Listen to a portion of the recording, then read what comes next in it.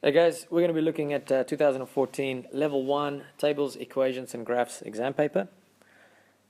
So when I get some time, I'll actually link things, link the questions below in the description. But for now, this is just the whole exam paper from the beginning to the end. So I'm going to go through every question. So question 1A, 1A part 1, it's asking you to complete the table on the right.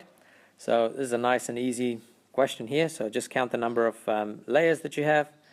Count the number of, what do we got here? Patterns. So not cans. Oh, it is cans. Okay.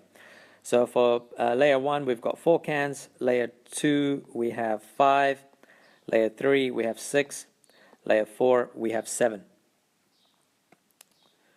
And they're asking you, the question is for layer 7, what you're going to get. I mean, you can kind of just keep going, because you can see that 1 plus 3 is 4, 2 plus 3 is 5, 3 plus 3 is 6, 4 plus 3 is 7. That means at the bottom one, layer 7, you got to add 3, so you will get an answer of 10. And I think if you get this, you get a nice little U grade, or an achieved grade, and we move on to the next question. Okay, so this is question A2. So they've asked you on the grid below, plot the graph that shows the number of cans in each layer. So what I'm going to do is I'm just going to copy the table from the previous page. Here we go. And now I'm going to actually start plotting these points. So as you can see, N is the number of layer of cans, which is the x-axis. And number of cans in layer, which is A, that's the y-axis. So at 1, it's at 4, 2, 5, 3, 6, 4, 7, and of course the point that I have is 7, 10, so I'm just going to plot it like that. Of course I can actually fill those two little missing points, because I know that at 6 it's going to be 9, and 7 it's going to be at 8. Not 8, sorry, 5. At 5 it's going to be 8. Now folks, at this point it's kind of natural for you to actually just draw a line here like this, join the lines up, because that's what you might remember doing from your class time, in your classes. But just remember that this literally is a difference between getting a U or an R grade, because, I mean, when you actually draw a straight line, what you're saying is that it's continuous, or in other words, you're saying that you can actually have a layer that's 1.5 or 1.75. So keep that in mind, because if you draw a straight line, I think the schedule says that you actually get an achieved.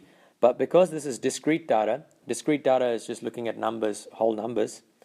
Because it's discrete, this particular graph, it's actually not going to be joined at all. It's going to be kind of just dots like this. And if you have it just dots, then you actually end up getting an R, which is a merit grade. Or 5 points, sorry. Okay, so as you can see, the two differences, keeping it as just the dots, or keeping it as a straight line, which means you actually get a few points that you lose out. But in saying that, drawing the straight line does actually help with the next part of the question, because in the next part of the question, yeah, you've actually got, what have we got? 3 rows altogether. So having that having the equation for the first lot of patterns is going to help you in this. So I'm going to go back to my table, and I'm going to show you guys how to get that equation real quickly, and then we'll come back to this question.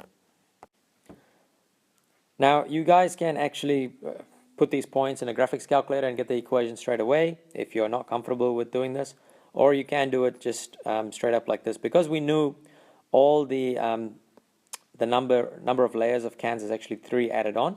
So in other words, if we put this as n, we know that A is equal to n plus 3. So the equation for this line is n plus 3. Of course, in your graphics calculator, it'll come up as x plus 3. Okay, so from here, we're going to go to the next part of the question, which actually asked us to give the equation for the total number of cans in this one, in this question. Now, we already know for the first row, the equation of the first row. Now we've got three of them. So in other words, this equation is going to be 3 times the equation from the first lot. So in other words, we have 3 times. Now remember, we just did this about a minute ago, where we found the equation was n plus 3. So put in our n plus 3, and then expand the brackets out, so we've got 3n plus 9. And that's basically it for this particular problem. And I think this was another U grade. Okay, moving on to the next question. Alright, so the following question is, it says the display is 15 layers high. It also has 4 cans in each row at the top tier. So it's pretty much the previous question that we have. How many cans would she need to for the bottom layer of this display if each layer is made of 3 rows? So we have our equation from the previous question, but in this case we're looking at 15 layers high, and we're looking, that's made out of 3 rows. So because it's 3 rows, we know that the first row is n plus 3, and we know that with 3 rows it's going to be 3n plus 9. Now notice I've actually put n in green because that's what the layers are. So for this question we're going to get 3 times 15 plus 9, and our answer is 54. And this is yet another U grade or an achieved question. That's about it for this one. So moving on to the next one. Alright, so the next question, you've been asked to sketch the graph of y equals x squared minus 7x over 2. Now what I'm going to do is I'm going to show you guys one way, a couple of ways of doing this. One with the graphics calculator and one just manually. So I'm going to do the manual one first. So looking at the equation, I know that it's y equals half times x squared plus 7x. Now because this is a quadratic, I can actually factorize it, and I can factorize this as half times x multiplied by x plus 7.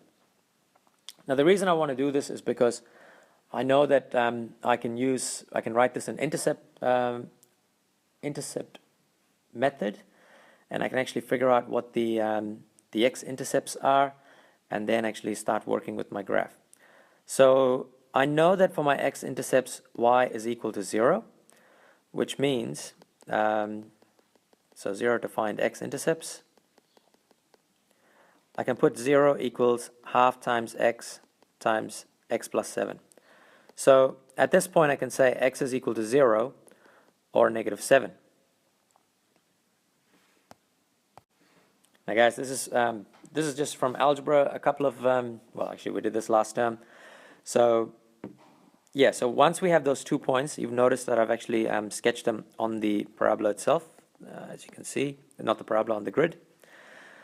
Now, I'm going to teach you guys another skill here as well, which is quite useful, is to find the vertex. Now, we know that the vertex is actually halfway between 0 and negative 7. So we find out the number that's between 0 and negative 7, which is negative 3.5. So what we're going to do is we're going to substitute negative 3.5 into the original equation and figure out what the y value is. So we know that y is equal to x squared plus 7x over 2. And we can substitute negative 3.5 in there. And what happens is we end up with negative 6.25. Now that little pink line that you see there is the pink dotted line is where the line of symmetry is. And of course the black point, that's where negative 6.125 is. So that black little dot is the vertex there. Now these are the 3 important points when it comes to the parabola in this case, because we've got the vertex, we've got the x-intercepts, and we've got the y-intercept. Now if you do have a graphics calculator, then what you can do is you can put this in table function and actually get all the points that's necessary for you. And I'll just show you guys a screenshot of what it'll look like in the graphics calculator. So as you can see, you've got, I took about 3 of them. You can see that on the x-axis you've got your, on the x column of your picture, or whatever it is on the picture, you can see the x values and then the y values. They're pretty much the same. The only thing is you don't actually see the vertex popping up in this in the graphics calculator, but you can actually substitute that point and figure it out as well. So once you have that, for the people that do have graphics calculator, you can actually just use those points in the yellow box and actually start plotting them. And once you start plotting them, you will see a nice parabola shape.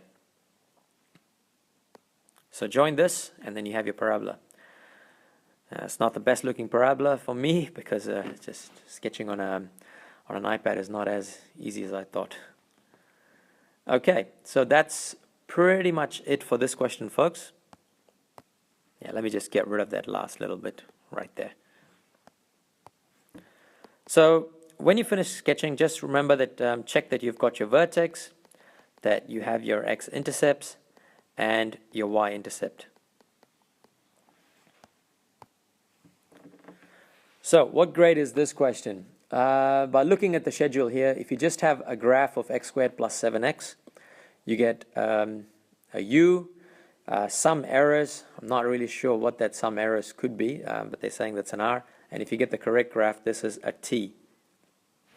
And getting a T for this means you actually get 7 points. Okay. Moving on to the next question, folks. So with the next question, we have, what we've got? We're looking at the total number of cans in a display with n single row layers. Now the question's asking how would the graph of this relationship between T and N differ from the graph you drew in B1. Now the graph we drew in B1 looked like this, but if I was to draw this, I mean, if you look at the equation of the graphs, they're pretty much the same. You've got x squared plus 7x over 2. In this case, you've got n squared plus 7n over 2. So if I draw the graph, I'm pretty much going to get the exact same graph. But remember what we talked about earlier in the question. It's when we talked about discrete and continuous. This particular dots, you're only going to get the 2 dots. And the reason is you can't really have a negative layer, and you can't have negative number of cans as well. So, and you can't actually have a 1.5 layer. So this means it actually has to go up in discrete. So I guess that's the first point that you really make, is that the graph that you drew on the left-hand side is actually continuous, but the graph for this particular situation is actually discrete, and that's the first point that you need to talk about. The second thing is also is that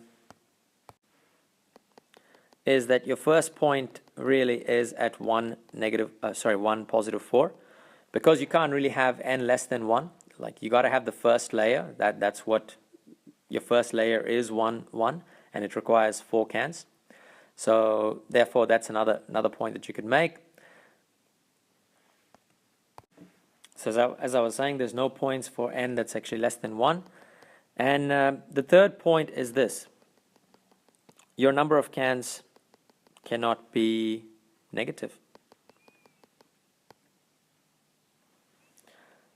So that's pretty much some of the ideas that you could actually talk about in this question.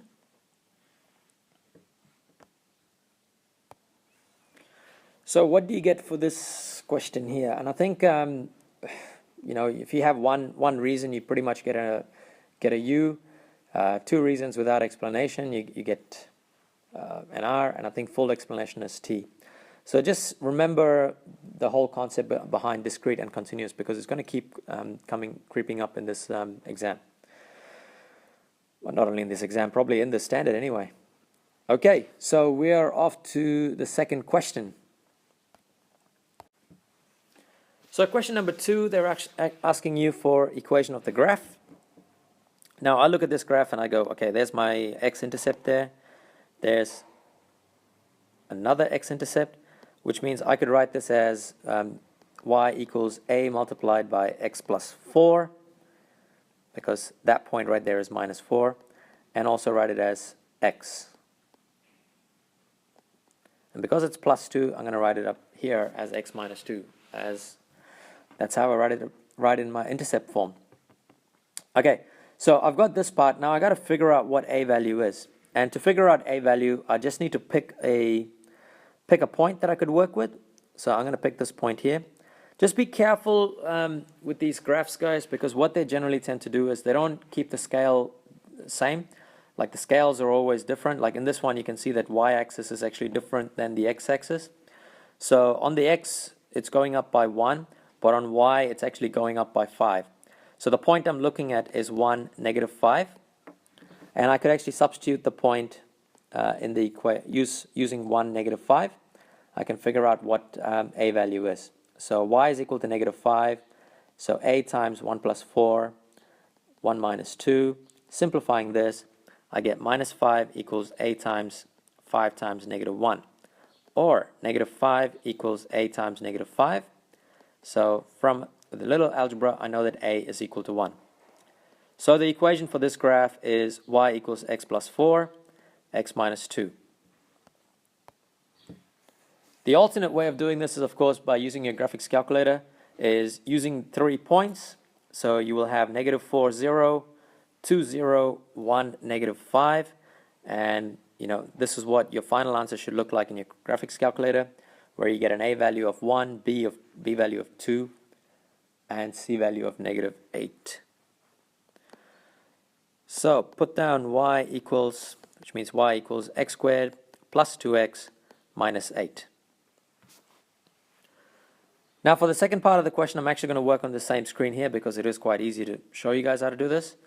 So it says oh, by the way, the previous question for getting the equation of the graph, if you have some errors in equation, you get a u. If the equation is fully correct, you're looking at an r.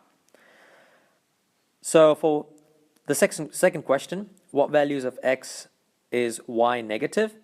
The best way to do this graph, do this question is like, have a look at your graph and just shade the region where all the y value is negative. So in this case, you can see that yellow shaded region right there. Just kind of going through it a couple of times. That region is where y is negative. So in other words, I can actually say that wherever that yellow part is, that's where y is negative. So I know that it's between negative 4 and positive 2.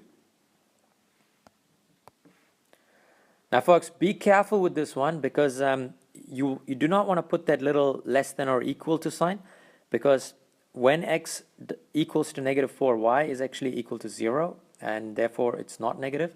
So it's just important that you write the notation correctly.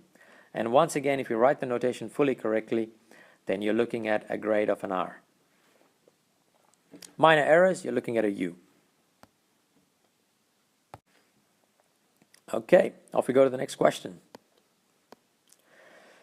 So with this question we have Raja's investigating number sequences of the form where Q is a constant number. If you drew a graph of this, what would Q represent on the graph?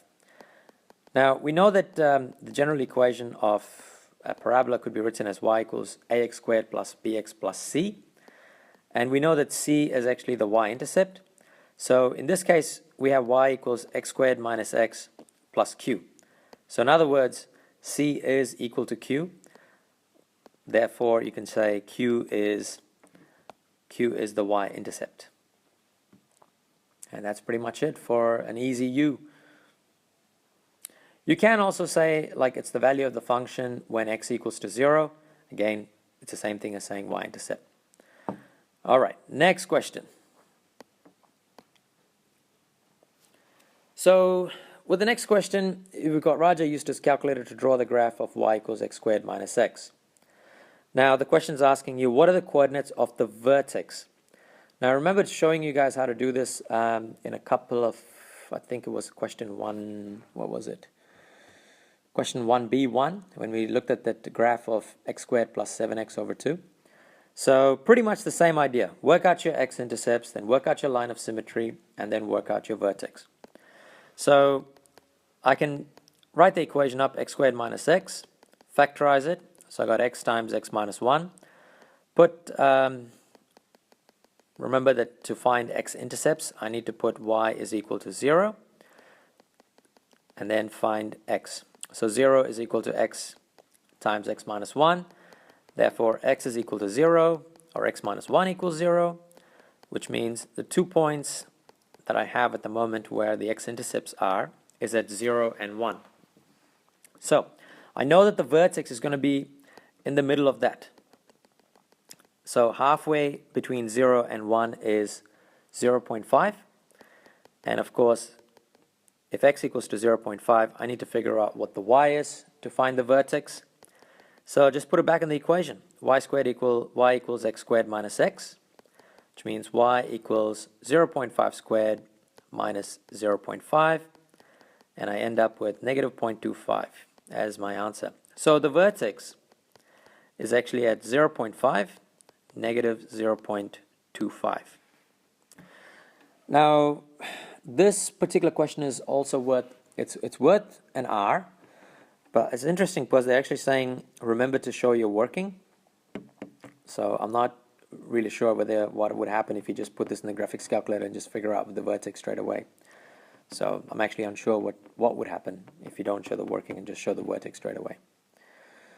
Because in the marking schedule, they say one coordinate correct as a U and correct coordinates is an R. Okay, so with that, guys, moving on to the second part of this question.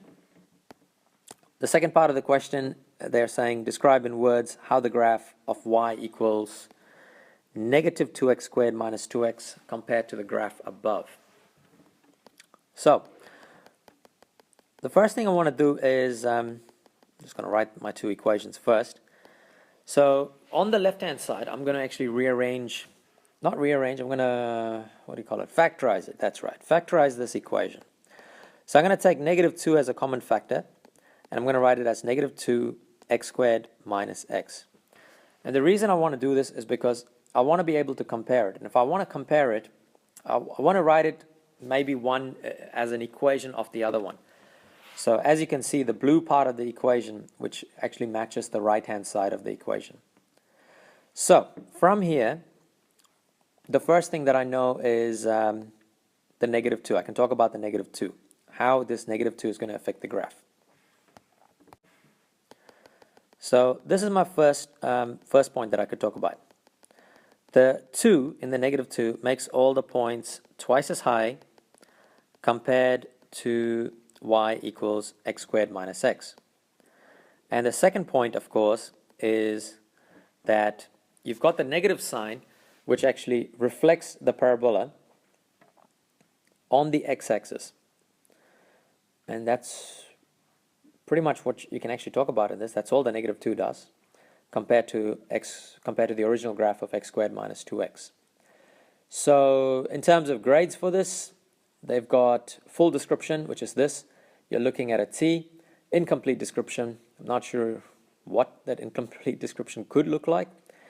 But as you can see, guys, it's actually not that hard to get a T for something like this. It's just, you just got to discuss whatever happens with that negative 2. All right. For example, if it's another number, then you just need to describe how this would actually affect the graph itself. Okay. Let's go to the next question. So this question here, if the graph from part C1 was moved 5 units to the right and 15 units up, what would its new equation be? So just a little bit of recap here for you guys. Remember that if you have y equals x squared, and if you shift it to the right by 1, we can write this as y is x minus 1 squared. Or if you have shifted up by 1, then we write it y equals x squared plus 1. So with that in mind, we're looking at this graph where it's moving 5 units to the right, as you can see with the green colored line there, and then 15 units up, which is the pink colored line. So we have our equation, which is y equals x squared minus x. It's going 5 units right, which means this entire graph has shifted 5 units to the right. So wherever x is, we need to replace it with x minus 5, because it's going 5 units to the right. So we can write this as x minus 5 squared minus x minus 5. So that's the first part of the question. Now the second part of the question is 15 units up. So we already shifted this equation to the right, so I'm going to write it up like this. Now I'm moving the graph 15 units up, so just put it as plus 15. So folks, if you can get up to this part here, by the looks of it, it looks like an easy R. But as you can see in the question, it actually says simplify your answer. So simplifying your answer, which means you've got to expand this equation, x minus 5 squared minus x minus 5 plus 15. From here, you need to simplify it. So you got x squared minus 5x plus 25. Then expand the second bracket. So you've got minus x plus 5 plus 15. So from here, we only have one x squared. We've got negative 5x, and negative x, which can be written as negative 11x. Then we got 25 and 5 and 15, which could be written as plus 45. So when you simplify this equation, you are looking at a t. All right, moving on to the next question, folks. All right, guys, off to question 3. So in this question, you've got An, who owes $450 on a student loan. He is paying it off at a rate of $15 each week. And then for the first 5 weeks, sketch the graph of the total amount An still has to pay. So I guess the way you want to start this off is maybe just create like a little table. So put W and A. So W is the number of weeks, and A is the amount of money that he's actually he still has to pay. So start off from week 0. Do about, I guess we're doing for the first 5 weeks. So we'll put up to first 5 weeks. So start of week 0, he's going to owe $450, and then after that $435, $420. So you're just like taking away $15 after end of each week. So once you have this, now you need to actually graph this. I'm going to go on to the next slide again, guys, because I just don't have enough space. Okay, so here's my graph paper, and then my table's still here. So at week 0, he's got $450 still to pay. At week 1, it's $435, $420, $405, $390, and at the end of week 5, it's got $375. Now, as usual, as I talked before, you've got to realize whether this is discrete or continuous. So if you end up drawing it as a straight line, then this is just going to be a U grade. But if you had left it without a straight line, just discrete graph with just dots, then this is categorized as an R, so that's like very close to a merit grade. But remember that you can also do step functions. So with step functions, if you think about it, it's like after 1 week, the first week from 0 to the end of the first week, he still hasn't actually paid off that $15. So it's going to be $450. But after that, which is the second week, which starts from week 1 to 2, that's his second week, he's up to $435. So it's going to be like a little dash rather than a dot. So you're going to have like the step function.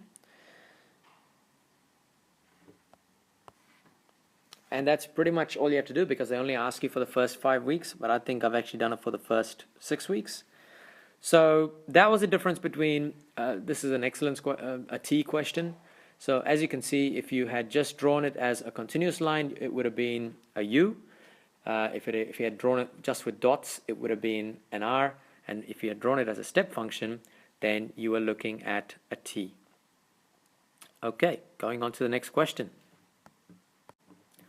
So with the next question, they're actually asking for the equation that An owes after he makes each weekly payment of $15.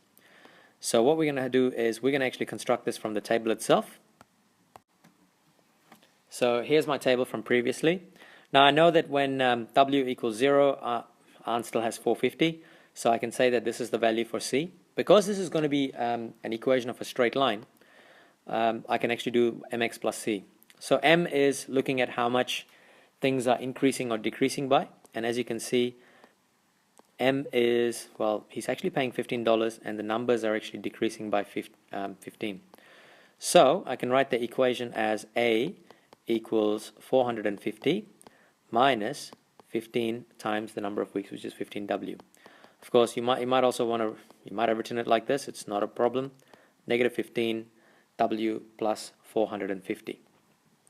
So with this one, if you got the gradient correct, you would be looking at a U, but if you have the full equation correct, you will be looking at an R. And once again, guys, if you don't know how to do this, you can always just use the graphics calculator for this and to get a straight answer. Okay, so going on to question A3. So with A3, they're actually asking, Arn decides that he wants to go overseas for holiday. He wants to finish repaying, what do we got? Repaying all of his loan at the end of 25 weeks. He looks at what he's left to pay and decides he can repay the loan exactly. Yeah, I'm sure you guys can read this, that's fine. Basically, he wants to finish off paying off at the end of 25 weeks.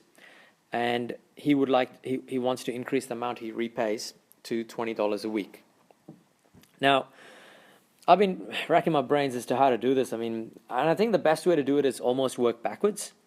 Because if you think about it, he basically does not want to owe any money at the end of 25 weeks. So you can actually put that little dot, that little blue dot right there, shows that at the end of 25 weeks, he does not want to owe any money. Which means the week before that, he actually owed $20. Because see, he's actually paying $20 a week.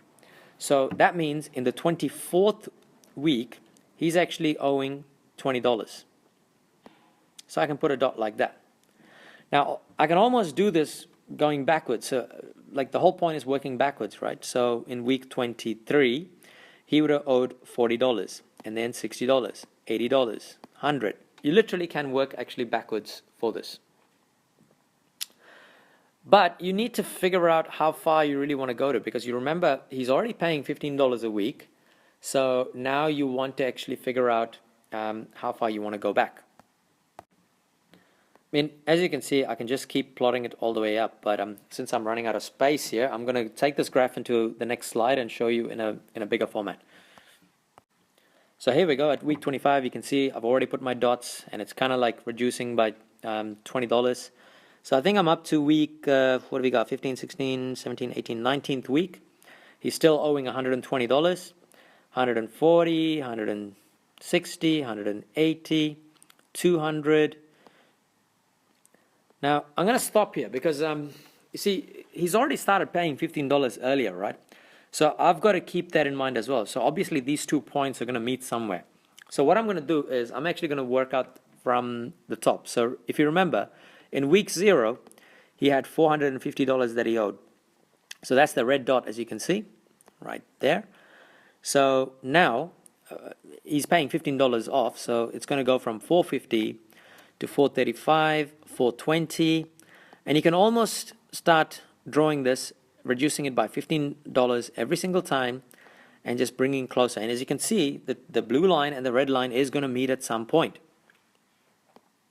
So let's start catching up with the blue line here. So that's actually like reduced by $20.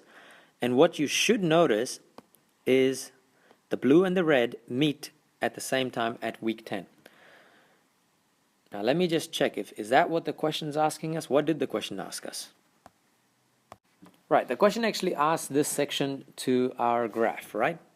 So we're looking at the graph right now, and pretty much, guys, you've got the blue line is what we were supposed to ask, they asked us to draw. And once again, if you draw this as a continuous line, you are looking at, like if you actually draw a blue line right through it, then you're looking at a U grade, but really this is a discrete graph with dots, so we're probably looking at an R grade, okay? And as you can see, it actually starts at week 10 is when the 2 lines meet, which means if he can pay up to $15 a week up to week 10, then following that, if he starts paying $20, he would actually finish paying off his loan by the end of week 25. Okay, so what's the next question we move on to? So the next question is actually asking us after how many weeks does he start paying $20 per week? Well, we kind of just discussed that in the previous question. So it's just at the 10 weeks. So you just write in 10. 10 weeks, he's going to start paying $20 per week, which means that is another U grade by the look of it. So the following question, they're asking you guys for the equation of the graph representing the increased payments. Now to do this, guys, I'm actually going to go back to the original graph, and then I'm actually going to work from there. So here we go. So this was the graph that I had, and right now they're asking you for the equation for the blue line. So I know that it at 10 weeks they're going to be the same, but I'm going to keep continuing on with the blue line. And what I should notice is it's at 500 when the number of weeks is 0. The blue line actually intersects the y-axis at 500. So I have a look at my c value, which is 500. All right, which means I can actually write my equation, y equals mx plus c. Now I know that the gradient of this blue line is 20, because remember he was actually paying $20 off a week, so that can be written as negative 20x plus, and the c value is going to be 500. Now if you're unsure of doing this, you could always use the graphics calculator. And I think with the graphics calculator, you just use any point, any of those two blue points. Like you could use 25. I'll show you guys, where is it? You can see those 2 points that are pointed out in the yellow. You could use 25, 0 and 24, positive 20. Using those two values with your graphics calculator, you should get the equation for the linear line. And as you can see, they've written A is negative 20, B is 500. Well, we know that that's just the gradient and the y-intercept. So in that case, we can just write our equation, which is y equals negative 20x plus 500. But remember that we were actually working with weeks, so just replace the x with w, negative 20w plus 500. Okay, moving on to the next question, folks. This question is one of my favorites, because I think it's real algebra, and if you learn how to figure it out, it's pretty cool. Anyway, so they're asking, give the equation of the graph below. Now, first look at this graph. You can look at it and see straight away that it's not a straight line, it's not a parabola, and at level 1 we only covered 3 graphs, so this is going to be an exponential. And also, if you look at it, you can see that the growth curve kind of happening there. So with exponentials, the first thing that I always tell people to look for is look where the asymptote is. And you can kind of see that the asymptote in this case is at -3. So with that in mind, I could write this as y equals a multiplied by r x minus 3, because the entire exponential graph has actually shifted down by 3. So the next point that I recommend people doing is getting your x and y values. So create a little table of x and y values. Now here's the first green dot right there that you can see at -1, -2. Then the next green dot is going to be at 0, -1. The following dot is at 1, +1. And then 2, +5. So once I have the table, I look at the y values and I see how much these values are actually increasing by. So as you can see, the first one, it's increasing by +1, then it's increasing by 2, then it's increasing by 4. Now this is what I use to actually figure out what the r value is. So I can see that 1 times 2 is going to be 2, and 2 times 2 is going to be 4. So this tells me that r value is actually equal to 2. So now what I could do is I could write my equation as y equals a times 2 to the power of x minus 3. Now I have to actually figure out the a value. All right, to figure out the a value, the best way to use is the pink +1, +2, and +4. So if a is equal to 1, then you're going to be getting 1, 2, 4 in that pink column where you can see the +1, +2, +4. Now say if a was any other number, say for example if a was 3, then you're probably looking at 3, 6, 12. So if a was 3, then you would see the numbers actually, it's still doubling. The numbers are still doubling, but it actually has a different starting point. Like it's actually going 3, 6, 3, 6, 12. So in this case, you're looking at the numbers in the pink where it says +1, +2, +4. And that's how you know that the a value is actually equal to 1. So we can write this as y equals 2 to the power of x minus 3. Now, the best way to check whether this is the actual equation of your graph is actually to create, like, just do a test point. So for example, put x equals to 1. Because in your graph that's given right now, when x equals to 1, y is actually equal to 1. So what you need to do is test it out. So if we actually put x equals to 1, what is the value for y? So if we get y equals 2 to the power of 1 minus 3, we get y equals negative 1. I'm going to plot this point, and I'm going to show you guys where this point is. So the point that I'm plotting is 1, negative 1. And as you can see, 1, negative 1 is actually not on the graph. It's actually one space to the right of it. What you will notice is if you start substituting x values other than 1, you will actually get y values, but they're all going to be away. They're not going to be actually on the equation itself. So for example, if you put x equals to 0, you get 2 to the power of 0, which is 1. 1 minus 3 is negative 2. So as you can see, when x equals 0, it's at negative 2. When x equals to 1, you get positive 1. When x equals, sorry, not 1. When x equals 2, you get 1. When x equals 3, you get 4. And what you'll notice is that this equation that you have right now is not the correct equation. But if you shift the equation to the left by 1, you will have the right equation. So in other words, see all these blue points? They all need to be shifted to the left. And if you remember what we did in parabolas, when we want to shift a graph to the left, we just add whatever value that we want to shift it by to x itself. So in this case, we can say y equals 2 to the power of x, but it's no longer x because you want the graph to be shifted left by 1. We're going to put a plus 1, and of course it still has that minus 3. So the end result, you have this equation, y equals 2 to the power of x plus 1 minus 3. And folks, if you get this question correct, this is another T question or an excellence question. But if you have a minor error, you can still get away with an R. All right, folks, that's about it for this paper. If you have any questions, please just flick me a question in the comment section, and when I get some time, I'll actually answer it. All right, that's about it for this paper. Thank you for watching, and good luck for your exams.